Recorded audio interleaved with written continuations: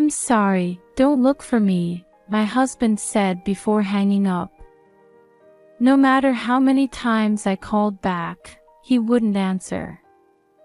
After giving birth, I returned from the hospital with my baby only to find our home locked.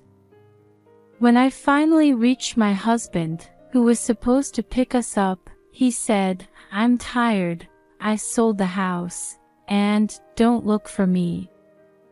Rather than wondering, how did this happen, my mind was consumed with the question of, what should I do to protect the tiny life in my arms? I need to do something, I thought. With no parents to turn to and no one to rely on in this situation, I couldn't work with a newborn, and even if I could, I had nowhere to live until my first paycheck. Then I remembered our savings account for the baby. I hurried to the bank, only to find a balance of 50 cents. Why? I thought, looking at the statement. Most of the money had been withdrawn days ago. The passbook was in the drawer at home, I realized. My husband knew the PIN. I was shocked that he would access my account. Did he never intend to raise this child? Dazed and carrying my baby, I found myself back in front of our old house. I could hear happy families and TV news from nearby homes. The news mentioned the passing of ABC Corporation's chairman and his vast fortune. Some people have money and happiness. What should I do? I have nothing. I'm sorry, Luna. How can I raise you? I whispered, holding her close. With less than $50 in my wallet, I knew we wouldn't last more than a few days. As night fell, I sat on a park bench with a roof, trying to keep Luna warm.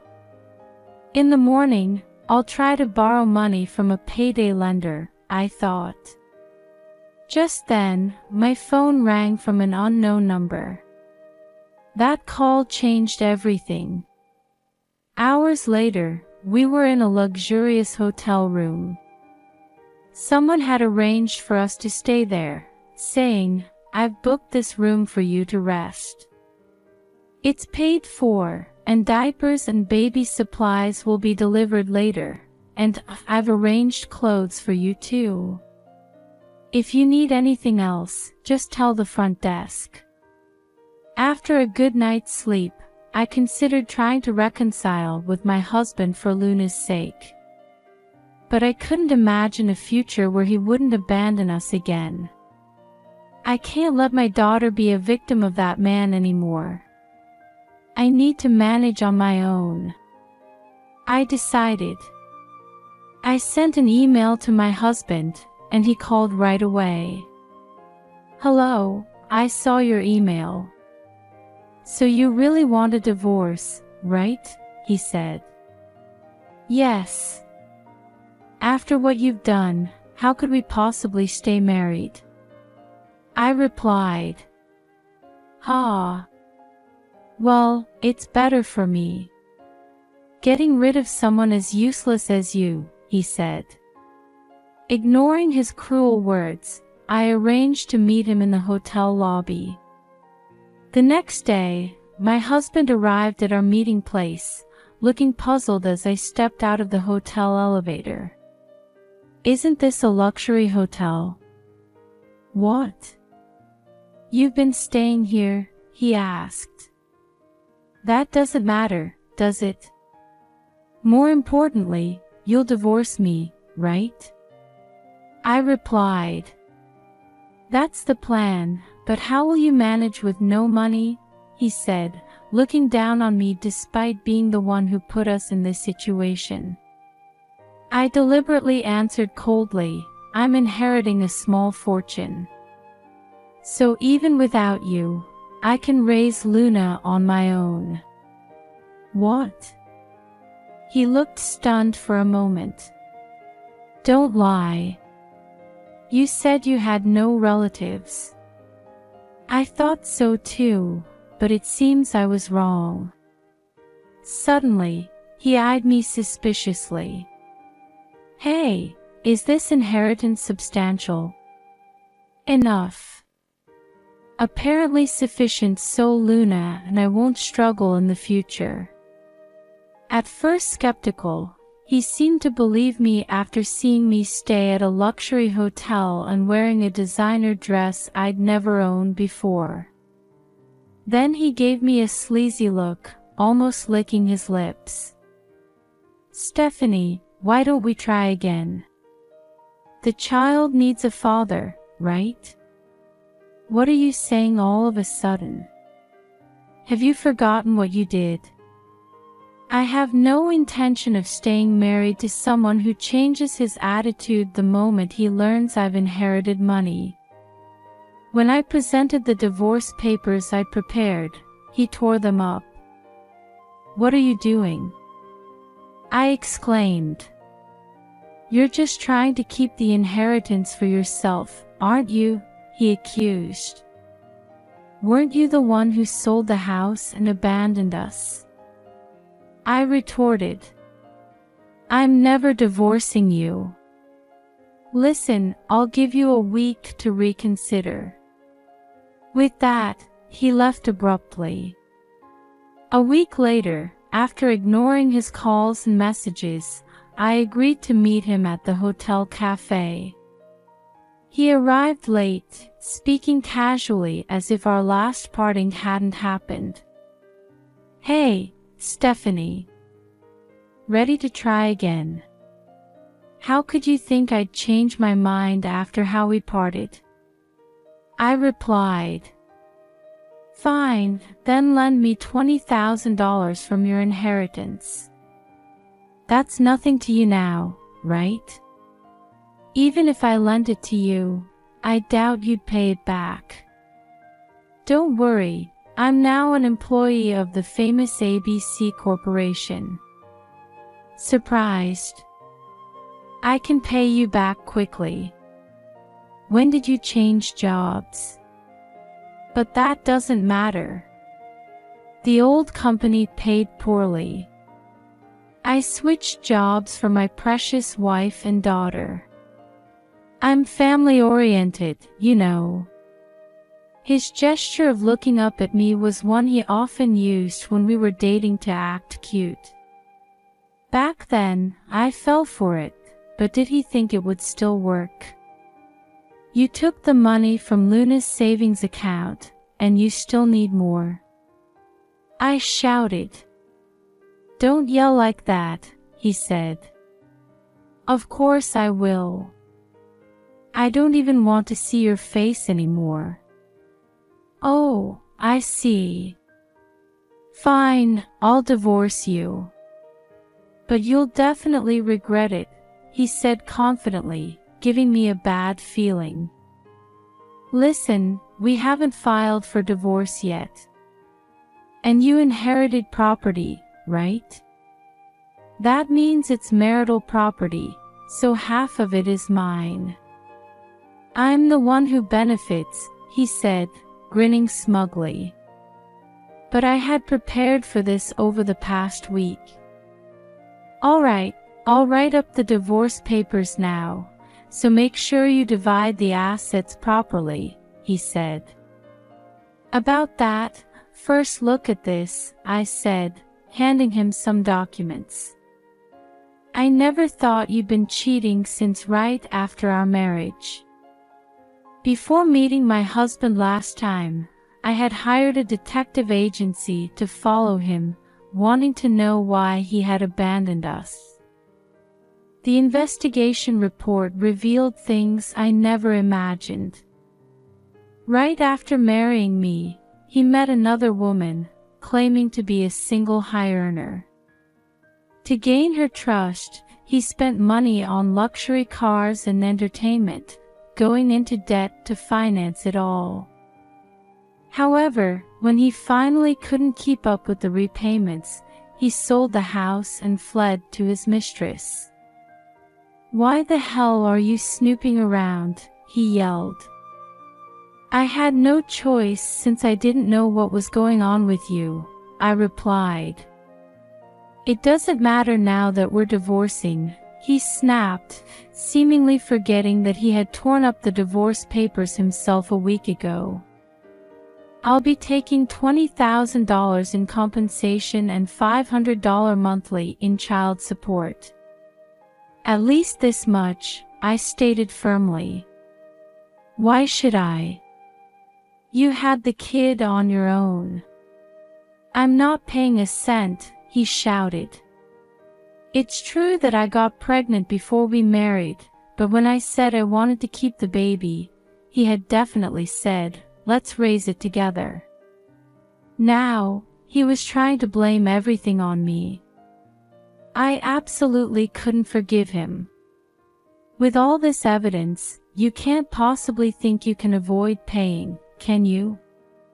I said. This is such a pain. Talking to you just pisses me off. Here, this is what you want, right? My husband signed the divorce papers I had prepared and lounged back on the sofa arrogantly. Well, you seem to have inherited quite a fortune. Staying in a luxury hotel and all. Yes, enough that Luna and I won't just be comfortable. We won't have to work for the rest of our lives, I replied. Great. Paying you alimony and child support is nothing then, he said smugly.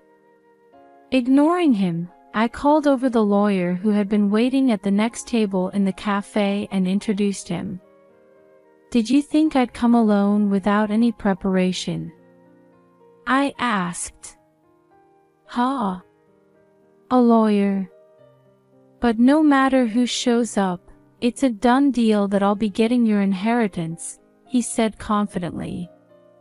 The lawyer explained the situation to him on my behalf. As he listened, the color drained from his face. It can't be true that inherited assets aren't marital property, he exclaimed. No, it's not. In fact, the money from the house you sold on your own is marital property, and there's also the money for Luna that you spent. It looks like your payments to me will only increase, I explained. I signed those divorce papers counting on your money. There's no way I can pay that much. This time, to prevent the papers from being torn up, I had already had the lawyers securely store them. Then, incredibly, my husband lunged at me. That signature is invalid, he shouted. As the lawyer was slow to react to the sudden turn of events, a well-dressed man pulled my husband off me and pinned him to the sofa. Uncle! I exclaimed. I'm glad I made it in time to help this time, my uncle said, smiling at me. Actually, it was this uncle who had helped Luna and me when we were about to be left on the streets. That life-changing phone call that day. At first, it was the lawyer now beside me who had called, but when he brought me to the hotel, there was this well-dressed man. I'm your Uncle James.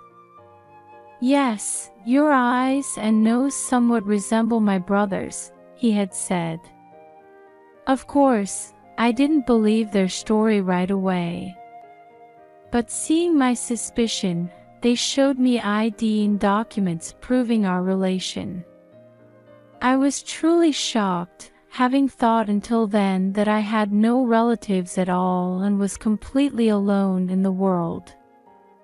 Moreover, the lawyer said that my grandfather was the chairman of a quite famous company.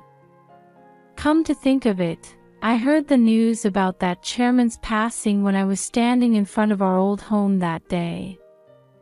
I can't believe my father was that chairman's son, I said. Ah, yes, but their relationship was bad.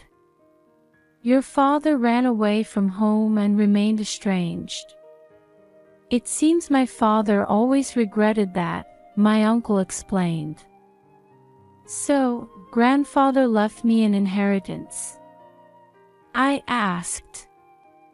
Father always said he wanted to give part of his fortune to my brother too. That's why I've been searching for my brother all this time. He's gone now, but I want you, his daughter, to receive the inheritance in his place, my uncle said, bowing his head to me. It was such a sudden and unbelievable story. But with a baby in my arms and no option but homelessness, I had no choice but to believe it.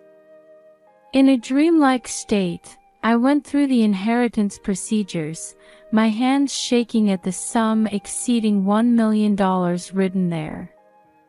At the same time, I felt relieved knowing I could safely raise my daughter. And even more than that, I felt tears flow, feeling as if my late father was protecting me and my daughter. My uncle handed his business card to my husband, who had just learned about my inheritance. "Excuse me, I should have introduced myself earlier," he said. My husband snatched the card and turned pale as soon as he saw it. The current chairman of ABC Corporation. "I'm terribly sorry," he exclaimed. Yes, the news had reported the passing of the previous ABC Corporation chairman just the other day.